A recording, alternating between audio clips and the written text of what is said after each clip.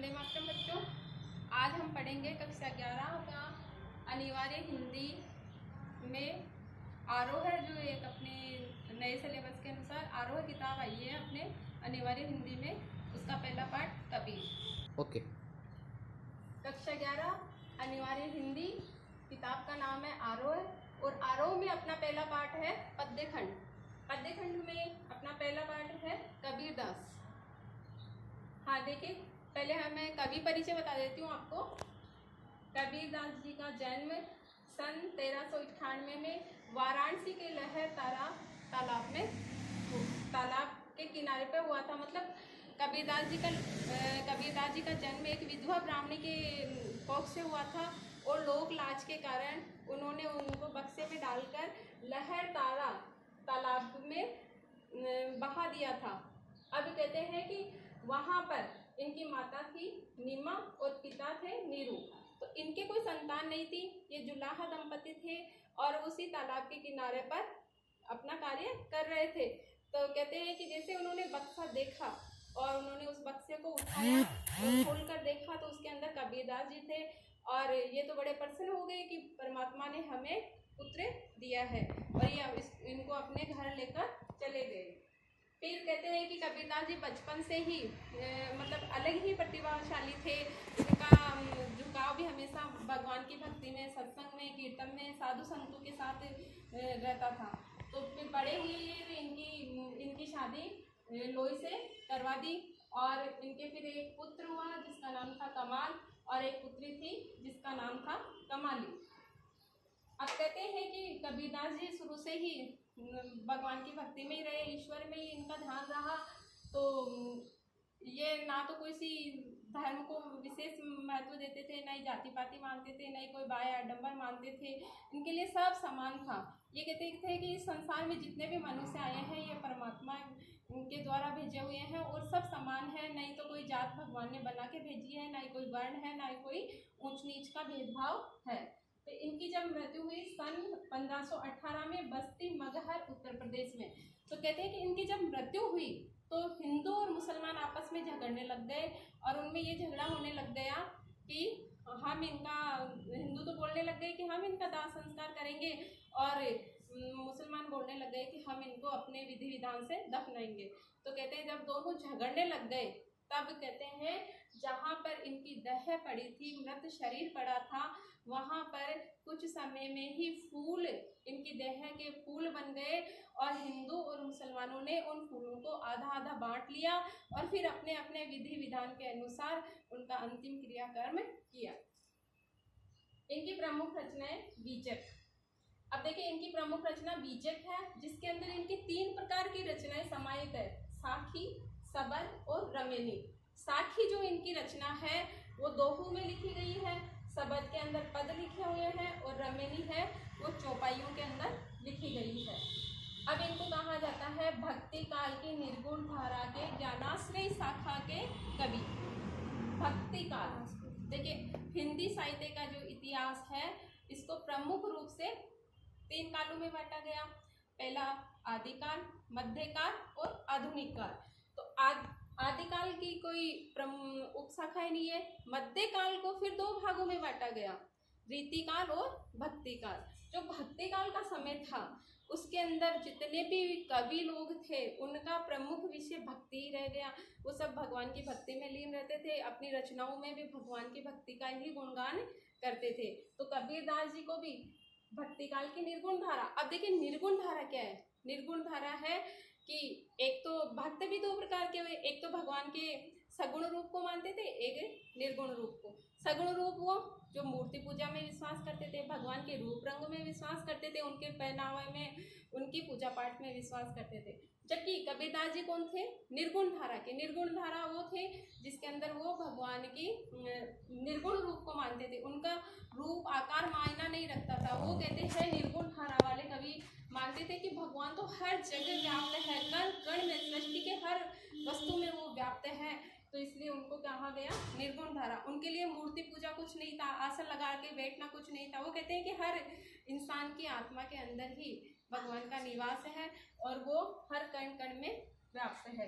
तो इसलिए भक्तिकाल के निर्गुण धारा के ज्ञानाश्रयी संत काव्य इनका प्रमुख स्थान था। प्रमुख ये अपनी बात को दो टूक शब्दों में कहते थे। दो टूक शब्दों का अर्थ है कि जो भी बात इनको कहनी होती थी वो एकदम क्लियर बोलते थे, किसी से डरते नहीं थे, किसी भी धर्म संप्रदाय से, हिंदू मुसलमान से किसी भी प्रकार का इनको डर नहीं था। जो कहना होता था मुंह पे कहते थे, एकदम स्पष्ट शब्दों में कहते थे। इसलिए हजारी प्रसाद द्विवेदी ने इनको कहा है वाणी का डिक्टेटर। वाणी का डिक्टेटर, डिक्टेटर मतलब तानाशाह, यानी वो अपनी बात को जो बोल दिया, अब उसमें कोई फेरबदल नहीं होगा। जो सच्चाई इनको बोलनी होती थी वो मुंह पर बोलते थे, इसलिए इनको कहा है वाणी का डिक्टेटर।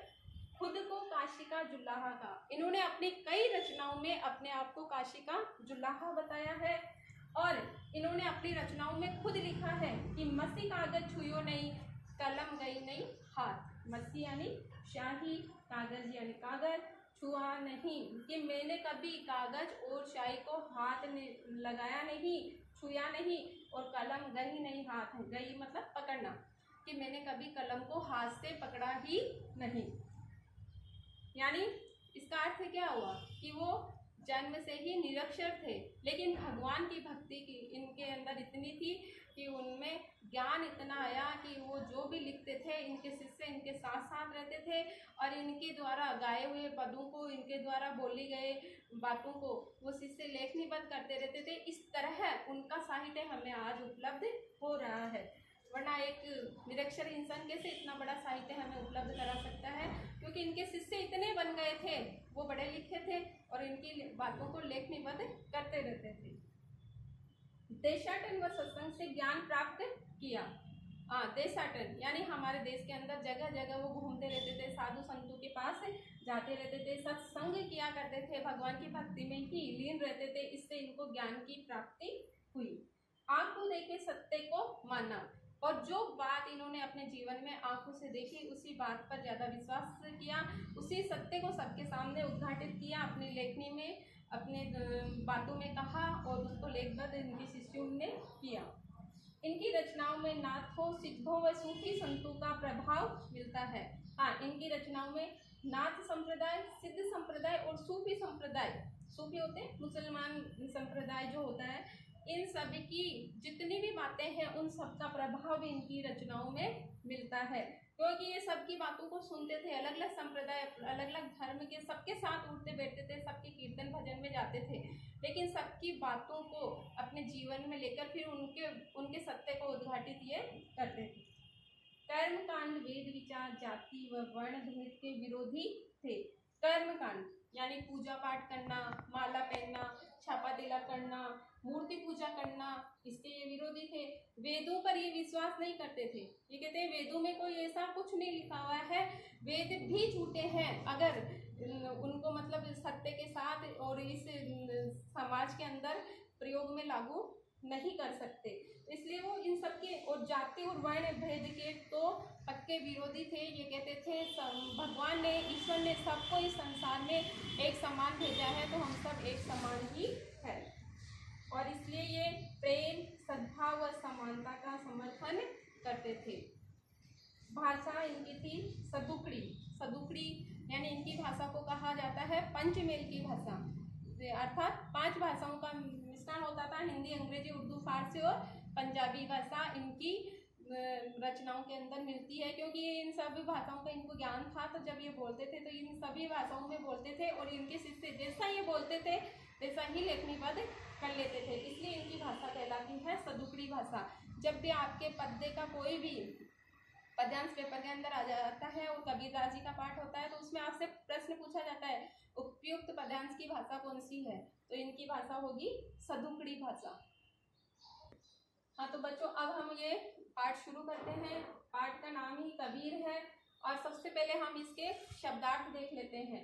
देखिए इसमें एक शब्द का अर्थ इसके अंदर 2 आ रहा है, एक और परमात्मा, यानी यहाँ पर यमक अलंकार है जो मैं आपको पढ़ाते वक्त बताऊंगी। 2 का अर्थ है 2, तिनहि को यानी उनके लिए ही, 2 जग यानी नरक, नाहिन नहीं, ज्योति प्रकाश या ज्योति। अब देखिए ये ज्योति जो शब्द है यह है तद्भव और यह है तत्सम। तत्सम शब्द वो होते हैं जो संस्कृत के शब्द होते होते हैं और सीधे हिंदी में प्रयोग में लिए जाते हैं। और तद्भव होते हैं तत्सम का बिगड़ा हुआ रूप, यानी हम अपने मुख के सुविधा के अनुसार उनको जिस रूप में प्रयोग में लाना शुरू कर देते हैं वो तद्भव कहलाते हैं। क्या कहलाते हैं? तद्भव। तो इनका संस्कृत के शब्दों का बिगड़ा रूप तद्भव होता है और तत्सम होता है संस्कृत के वो शब्द जो हूबहू हिंदी में प्रयोग में आ रहे हैं। तो ज्योति शब्द है वो तद्भव है। इसका अगर तत्सम शब्द पूछ लिया जाता है पेपर में तो वो होगा ज्योति। समाना यानी व्याप्त, खाक यानी मिट्टी, पवन यानी वायु, गड्ढे यानी बने हैं, भांडे यानी बर्तन, कोहरा यानी कुम्हार, साना यानी मिलाया है, बाढ़ी यानी बढ़ई, काष्ठ यानी लकड़ी, अग्नि अग्नि और आग। ये अग्नि है तद्भव शब्द और अग्नि है तत्सम शब्द। घटी यानी हृदय, अंतरी यानी अंदर, तू ही यानी तुम ही, यानी कि तुम कौन है यहाँ पर? ईश्वर। व्यापक व्याप्त, धरे धारण करना, स्वरूपे स्वरूप अलग अलग रूप, माया भ्रम, गर्बाना यानी घमंड करना, निर्भय निडर, व्यापी यानी प्रभावित करना और दीवाना यानी पागल। तो ये इसके शब्दार्थ हैं, इनको आप अच्छी तरह देख लेना और किताब में